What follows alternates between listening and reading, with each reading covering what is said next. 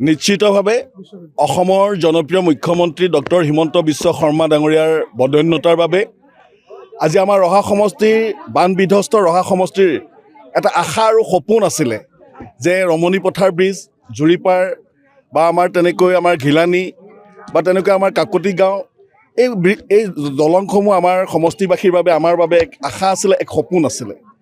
কিন্তু এই আশা আৰু সপোনক আজি বাস্তৱত ৰূপায়িত কৰিবলৈ আজি সক্ষম হ'লোঁ অসমৰ জনপ্ৰিয় মুখ্যমন্ত্ৰী ডক্টৰ হিমন্ত বিশ্ব শৰ্মা ডাঙৰীয়াৰ বদান্যতাৰ বাবে। আজি আমাৰ ৰমণী পথাৰ যিখন ব্ৰিজ, এই ব্ৰিজখনে আমাৰ জৰাবাৰী আৰু গৰুবাট অঞ্চলৰ ৰাইজৰ যিটো যাতায়াতী যিটো ব্যৱস্থা, ইমান যুগ যুগ ধৰি আজি স্বাধীনতাৰ আমি ৭৭ বছৰত আহি ভৰি দিছোঁহি যে আজিলৈকে এই ঠাইত এই দলংখনৰ অভাৱে আমাৰ অঞ্চলবাসীক যিটো জ্বলা-কলা খুৱাইছিলে, আজি সেই অভাৱ আজি মুখ্যমন্ত্ৰীগৰাকীৰ বদান্যতাৰ বাবে আজি পূৰণ কৰিবলৈ বা সম্পূৰ্ণ কৰিবলৈ আমি সক্ষম হ'লোঁ। মই সমষ্টিবাসী সমূহ ৰাইজৰ তৰফৰ পৰা আজি এই পবিত্ৰ মঞ্চৰ পৰাই ইয়াৰ পৰাই অসমৰ জনপ্ৰিয় মুখ্যমন্ত্ৰী ডক্টৰ হিমন্ত বিশ্ব শৰ্মা ডাঙৰীয়াক আন্তৰিক ধন্যবাদ আৰু কৃতজ্ঞতা জনাইছোঁ। লগতে অসমৰ আমাৰ যিগৰাকী কৰ্মদক্ষ যুৱমন্ত্ৰী পীযুষ হাজৰিকা ডাঙৰীয়া, আজি পীযুষ হাজৰিকা ডাঙৰীয়াই যোৱা সময়খিনিত ৰহা সমষ্টিৰ পথ প্ৰদৰ্শক হিচাপে তেখেতে মোক যিখিনি পৰামৰ্শ দি আগুৱাই লৈ গ'ল আৰু তেখেতৰ বাবেই আজি মুখ্যমন্ত্ৰীগৰাকীক মোৰ লগ পোৱাৰ সৌভাগ্য হৈছিলে। আজি এই গোটেই কামখিনি কৰাৰ ক্ষেত্ৰত আজি পীযুষ হাজৰিকা ডাঙৰীয়াই যিখিনি উৎসাহ উদ্দীপনা যোগালে, আজি মুখ্যমন্ত্ৰীগৰাকীৰ আশীষ লাভ কৰিবলৈ আমি সক্ষম হ'লোঁ আৰু তাৰ ফলত আমি ৰহা সমষ্টিৰ সামগ্ৰিক উন্নয়ন আৰু বিকাশক আমি ত্বৰান্বিতভাৱে আগুৱাই লৈ যাবলৈ আমি সক্ষম হৈছোঁ। আজি ৰমণী পথাৰ ব্ৰিজখনে আমাৰ জৰাবাৰী আৰু গৰুবাটৰ মাজত আজি সুন্দৰ এক যোগাযোগ ব্যৱস্থা আজি স্থাপন কৰিলে। ইয়াৰ কৃষিজীৱী ৰাইজ, ইয়াৰ ছাত্ৰ ছাত্ৰীসকলৰ পৰা আৰম্ভ কৰি পেলাই সমগ্ৰ অঞ্চলটো আজি বিকাশৰ দিশত আজি আগবাঢ়ি যাবলৈ সক্ষম হৈছোঁ। এটা অঞ্চলৰ বিকাশ আৰু উন্নয়ন তেতিয়া সম্ভৱ যেতিয়া ইয়াৰ যোগাযোগ আৰু যাতায়াতী ব্যৱস্থা যেতিয়া সুচল হ'ব। আজি আমাৰ বহুদিনে এক সপোন পূৰণ হৈছে, আজি সকলোৰে মুখত আজি হাঁহি বিৰিঙিছে। আজি মাধৱপুৰাবাসী বা আমাৰ প্ৰমিলাবাসী বা জৰাবাৰী বা আমাৰ গৰুবাটবাসী ৰাইজৰ বহুদিনে এটা অভাৱ পূৰণ হ'বলৈ আজি সক্ষম হ'ল।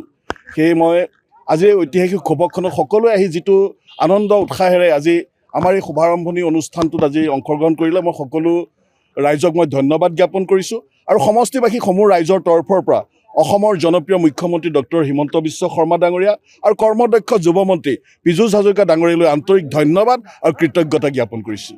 ধন্যবাদ।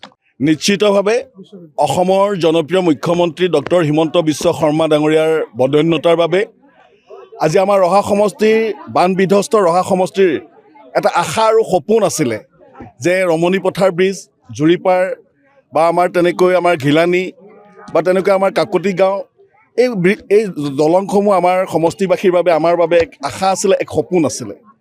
কিন্তু এই আশা আৰু সপোনক আজি বাস্তৱত ৰূপায়িত কৰিবলৈ আজি সক্ষম হ'লোঁ অসমৰ জনপ্ৰিয় মুখ্যমন্ত্ৰী ডক্টৰ হিমন্ত বিশ্ব শৰ্মা ডাঙৰীয়াৰ বদান্যতাৰ বাবে। আজি আমাৰ ৰমণী পথাৰ যিখন ব্ৰিজ, এই ব্ৰিজখনে আমাৰ জৰাবাৰী আৰু গৰুবাট অঞ্চলৰ ৰাইজৰ যিটো যাতায়াতী যিটো ব্যৱস্থা, ইমান যুগ যুগ ধৰি আজি স্বাধীনতাৰ আমি ৭৭ বছৰত আহি ভৰি দিছোঁহি যে আজিলৈকে এই ঠাইত এই দলংখনৰ অভাৱে আমাৰ অঞ্চলবাসীক যিটো জ্বলা-কলা খুৱাইছিলে, আজি সেই অভাৱ আজি মুখ্যমন্ত্ৰীগৰাকীৰ বদান্যতাৰ বাবে আজি পূৰণ কৰিবলৈ বা সম্পূৰ্ণ কৰিবলৈ আমি সক্ষম হ'লোঁ। মই সমষ্টিবাসী সমূহ ৰাইজৰ তৰফৰ পৰা আজি এই পবিত্ৰ মঞ্চৰ পৰাই ইয়াৰ পৰাই অসমৰ জনপ্ৰিয় মুখ্যমন্ত্ৰী ডক্টৰ হিমন্ত বিশ্ব শৰ্মা ডাঙৰীয়াক আন্তৰিক ধন্যবাদ আৰু কৃতজ্ঞতা জনাইছোঁ। লগতে অসমৰ আমাৰ যিগৰাকী কৰ্মদক্ষ যুৱমন্ত্ৰী পীযুষ হাজৰিকা ডাঙৰীয়া, আজি পীযুষ হাজৰিকা ডাঙৰীয়াই যোৱা সময়খিনিত ৰহা সমষ্টিৰ পথ প্ৰদৰ্শক হিচাপে তেখেতে মোক যিখিনি পৰামৰ্শ দি আগুৱাই লৈ গ'ল আৰু তেখেতৰ বাবেই আজি মুখ্যমন্ত্ৰীগৰাকীক মোৰ লগ পোৱাৰ সৌভাগ্য হৈছিলে। আজি এই গোটেই কামখিনি কৰাৰ ক্ষেত্ৰত আজি পীযুষ হাজৰিকা ডাঙৰীয়াই যিখিনি উৎসাহ উদ্দীপনা যোগালে, আজি মুখ্যমন্ত্ৰীগৰাকীৰ আশীষ লাভ কৰিবলৈ আমি সক্ষম হ'লোঁ আৰু তাৰ ফলত আমি ৰহা সমষ্টিৰ সামগ্ৰিক উন্নয়ন আৰু বিকাশক আমি ত্বৰান্বিতভাৱে আগুৱাই লৈ যাবলৈ আমি সক্ষম হৈছোঁ। আজি ৰমণী পথাৰ ব্ৰিজখনে আমাৰ জৰাবাৰী আৰু গৰুবাটৰ মাজত আজি সুন্দৰ এক যোগাযোগ ব্যৱস্থা আজি স্থাপন কৰিলে। ইয়াৰ কৃষিজীৱী ৰাইজ, ইয়াৰ ছাত্ৰ ছাত্ৰীসকলৰ পৰা আৰম্ভ কৰি পেলাই সমগ্ৰ অঞ্চলটো আজি বিকাশৰ দিশত আজি আগবাঢ়ি যাবলৈ সক্ষম হৈছোঁ। এটা অঞ্চলৰ বিকাশ আৰু উন্নয়ন তেতিয়া সম্ভৱ যেতিয়া ইয়াৰ যোগাযোগ আৰু যাতায়াতী ব্যৱস্থা যেতিয়া সুচল হ'ব। আজি আমাৰ বহুদিনে এক সপোন পূৰণ হৈছে, আজি সকলোৰে মুখত আজি হাঁহি বিৰিঙিছে। আজি মাধৱপুৰাবাসী বা আমাৰ প্ৰমিলাবাসী বা জৰাবাৰী বা আমাৰ গৰুবাটবাসী ৰাইজৰ বহুদিনে এটা অভাৱ পূৰণ হ'বলৈ আজি সক্ষম হ'ল।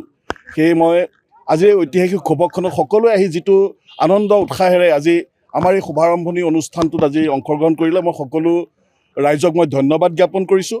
আৰু সমষ্টিবাসী সমূহ ৰাইজৰ তৰফৰ পৰা অসমৰ জনপ্ৰিয় মুখ্যমন্ত্ৰী ডক্টৰ হিমন্ত বিশ্ব শৰ্মা ডাঙৰীয়া আৰু কৰ্মদক্ষ যুৱমন্ত্ৰী পীযুষ হাজৰিকা ডাঙৰীয়ালৈ আন্তৰিক ধন্যবাদ আৰু কৃতজ্ঞতা জ্ঞাপন কৰিছোঁ।